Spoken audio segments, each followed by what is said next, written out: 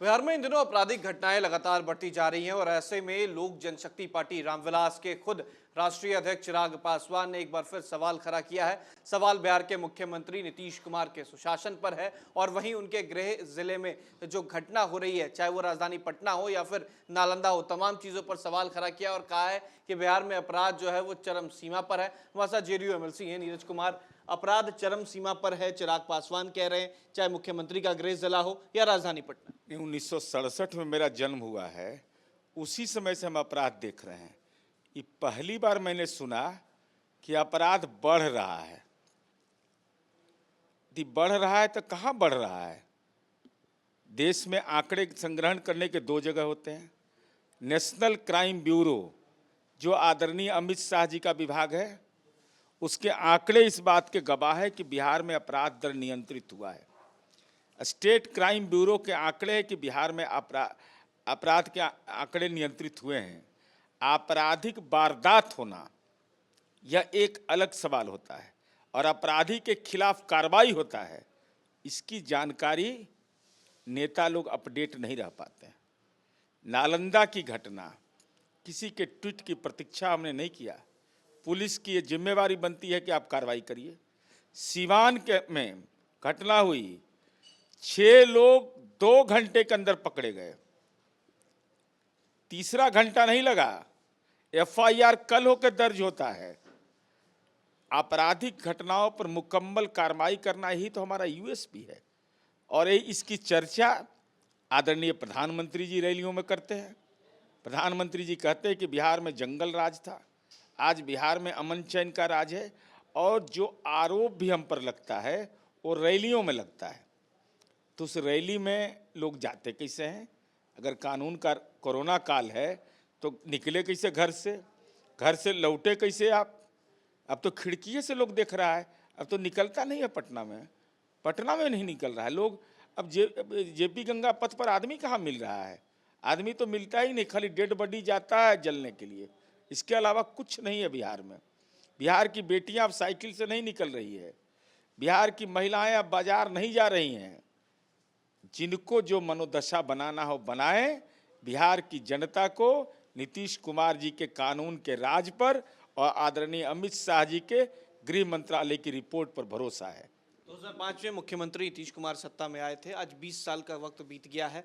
एक नाम नीतीश कुमार के साथ चला, सुशासन की सरकार। आज उसी सुशासन पर सवाल खड़ा होता है। 2020 में चिराग पासवान आपके गठबंधन से अलग होकर चुनाव लड़ते हैं। कहीं ना कहीं खमियाजा जो उस वक्त देखना पड़ता है। अभी भी चिराग पासवान ये कह रहे हैं कि मुख्यमंत्री के लिए सीट बिहार में खाली नहीं है, लेकिन मुख्यमंत्री के कार्य पर सवाल खड़ा करना किस तरीके से? हम वोट की चिंता करते ही नहीं है कभी, हम वोटर की चिंता करते हैं। और 2024 का लोकसभा चुनाव ये स्पष्ट कर दिया और जिधर हम देखते हैं सत्ता उधर चल पड़ती है। नीतीश कुमार जी ने सीधा देखा तो सत्ता उधर चल पड़ी, बाएं देखा तब खबर, दाएं देखा तब खबर, ऊपर देखा तब खबर, नीचे देखा तब खबर। जिधर नीतीश कुमार जी उधर ही सत्ता। हम उसकी चिंता ही नहीं करते, हम अपने काम की चिंता करते हैं। कौन हमको वोट देगा नहीं देगा ये अलग मसला है, लेकिन हम वोटर की जरूर चिंता करते हैं कि उसके जीवन की सुरक्षा हो। और आपराधिक मामले में प्रमाण पत्र बिहार को चाहिए, नीतीश कुमार जी को। नीतीश कुमार जी ने अपने दल के विधायक को भी जेल भेज दे, देर नहीं किया। और इसका एहसास तो तेजस्वी यादव जी को बहुत बेहतर होगा। अब रीतलाल यादव तो फतुआ मठ के महंत हैं, ये जेल जो गए।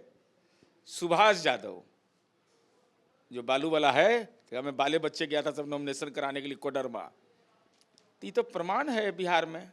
हम न धर्म के आधार पर करते न जाति के आधार पर। हमारे लिए राजवल्लभ यादव भी अपराधी है, शहाबुद्दीन भी अपराधी है, अनंत सिंह भी अपराधी है, अशोक महतो भी अपराधी है।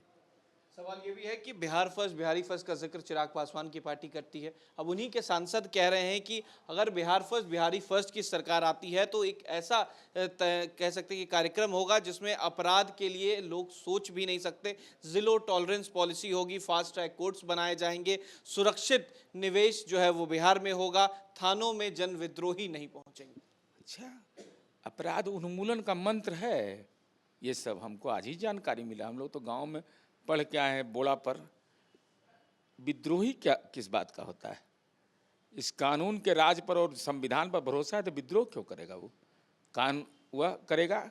जीरो टॉलरेंस की नीति तो दिखाइए पड़ रहा है, चाहे राजवल्लभ यादव हो, चाहे अनंत सिंह हो, चाहे रितलाल यादव हो, चाहे सुभाष यादव हो। इससे यही जीरो टॉलरेंस है ना। या हमारे सहयोगी दल का कोई नेता हो या हमारी पार्टी का नेता हो, जीरो टॉलरेंस इसी को कहते हैं।